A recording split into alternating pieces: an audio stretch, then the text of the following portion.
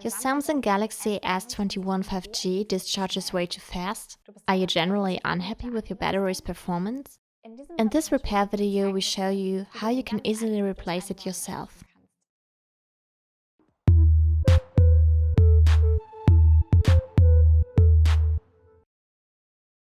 The battery replacement is a bit more difficult on the S21 because both the back cover and the battery itself are heavily glued. Therefore, you should allow about 60 to 75 minutes for the repair. For the repair of the Galaxy S21 5G, you need the following tools. In addition, these tools can be helpful.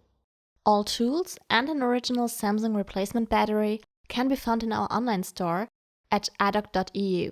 You can find the links in the video description. If you get stuck at any point, feel free to post your question in the comments. Our support team is always happy to help. Switch off your Galaxy S21 5G to avoid potential short circuits during the repair. The smartphone is opened via the heavily glued plastic back cover. Please note that your phone is no longer 100% waterproof after opening it. To open it, you first have to heat the adhesive frame of the back cover. We use a heat gun for this, but a normal hairdryer also works fine. Run the hot air gun evenly over the edge of the back cover for a few minutes. Heat especially the part where you want to start opening. Once the back cover is sufficiently heated, use a flat, sturdy tool to remove it piece by piece from the case unit. We can recommend the iFlex for this purpose. It is made of flexible, very flat metal and has sharp edges that are particularly easy to insert. Attach a suction cup to the lower edge of the back cover and pull it upwards to create a narrow gap. Be careful not to burn your fingers on the heated back cover.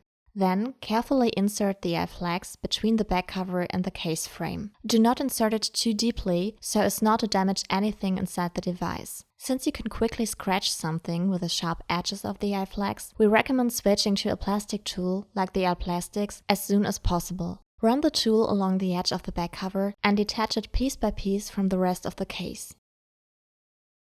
Put flat plastic picks on the loosened areas so that the glue cannot bond again.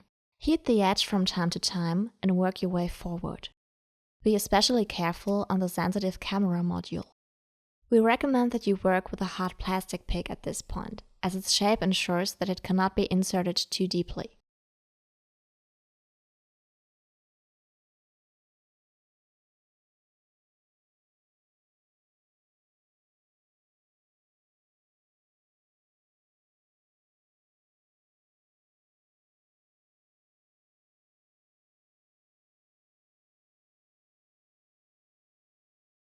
The back cover is glued around the flashlight as well, so you should heat again there.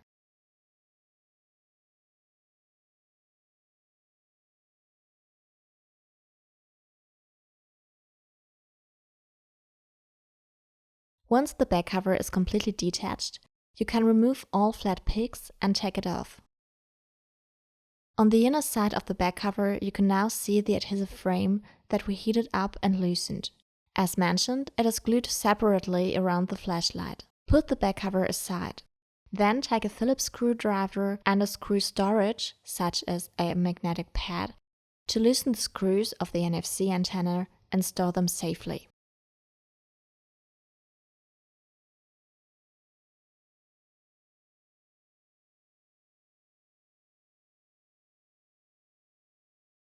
The NFC antenna contains the coil for wireless charging.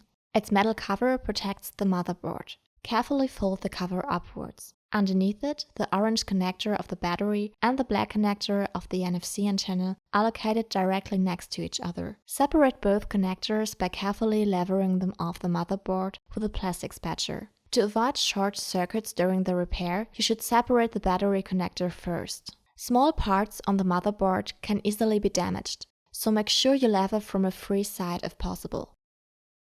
Once the connectors are separated, you can remove the NFC antenna. The lower end is glued. On the bottom of the antenna, you can easily see the connector that you have separated.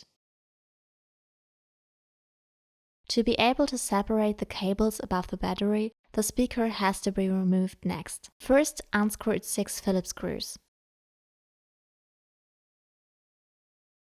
Then you can lever it out of the screen unit.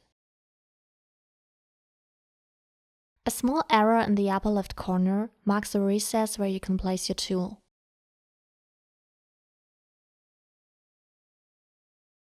In the following step, remove the 2 connecting cables between the motherboard and the USB board by separating their connectors.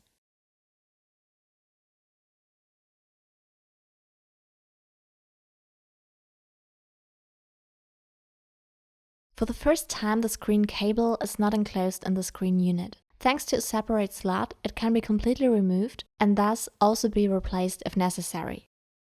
Detach the 2 connectors here as well and put the cable aside. The battery is heavily glued. Therefore, you should use hot air again to loosen the glue. Never hit the battery directly, but only from the screen side. Since the battery lies well protected in its guide, removing it is a bit tricky and requires some patience. Use the suction cap to lift the battery a bit. At the same time, use a plastic lever tool on the lower edge of the battery and carefully lift it upwards. The battery spatcher provides the greatest leverage. Once you have lifted the battery a bit, you can slide a flat plastic tool, such as the iPlastics, under the battery. When removing the back cover, secure the first loosened corner with a flat plastic pick, so that the glue does not bond again. Work your way with the iPlastics bit by pushing the tool further and further under the battery with a knife motion.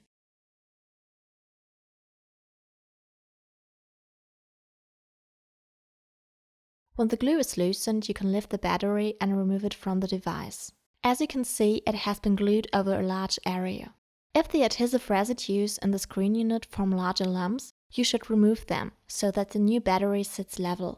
Otherwise, you can just leave them as they are. You can find an original Samsung replacement battery and tools for this repair in our online store at iDoc.eu. Check it out! Before you insert the replacement battery, you have to adjust the battery connector and remove the protective films. Then place it into its guide in the screen unit and press it firmly.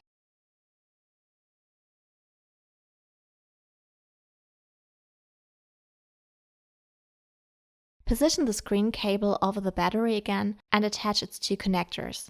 You should hear and feel them click into place. Be especially careful when attaching connectors and never use force to tighten them. Damage can lead to the failure of an entire component. Also reattach the 2 connecting cables. The labeling on the cables will help you to align them correctly.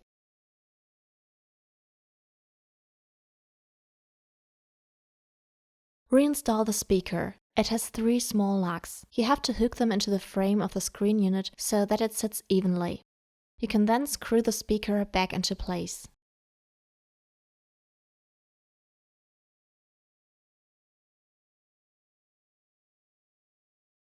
Now attach the NFC antenna again. Press the lower sticky end of the module back on and remember to reattach both, the antenna and the battery connector. The battery connector last.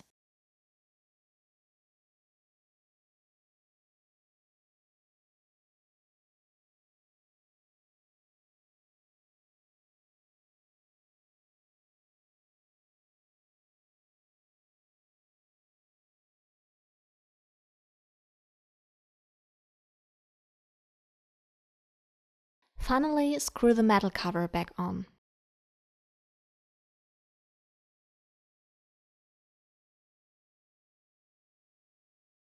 Before you finally close your S21, we recommend you to first test the replacement battery. Connect a charging cable to see if your Galaxy charges.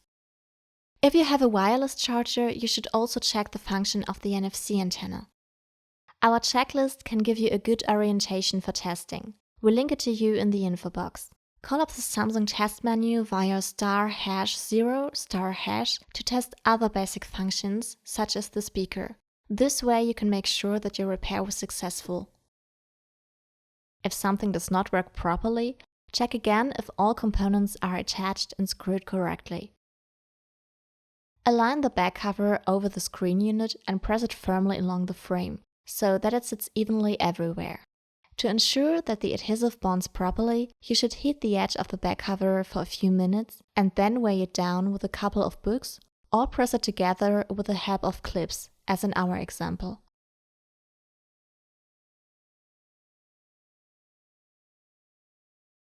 I hope the battery of your Galaxy S21 5G has now full power again. If this tutorial has helped you, then give us a thumbs up and subscribe to our channel to never miss any of our tutorials and videos about smartphones. High-quality tools, spare parts and accessories can be found in our online store. iDoc, everything for your smartphone. Find more helpful videos here. See you next time!